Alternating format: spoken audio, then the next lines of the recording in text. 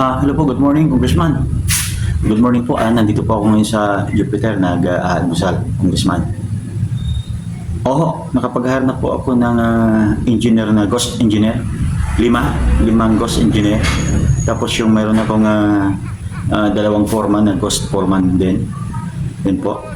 At saka yung mga, ano po, yung project natin po, Catch Eye. Okay, walang problema, Congressman. At meron tayong mga nakukuha mga ghost employee. 5 engineer at saka dalawang foreman. At saka 20 na laborer. Lahat po 'yun, hinire ko po 'yun. Pumunta ako sa sementeryo. Naghanap ako ng ghost employee. Ayun po, Congressman. Ayan. Oo. Wala tayong doon. Talagang kikita tayo doon. Oo. Basta atin-atin lang to. Sige, maraming salamat, Congressman ha.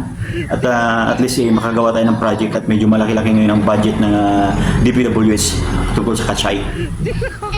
Ilang kilometro? 50 kilometers? Medyo malaki-laki yan.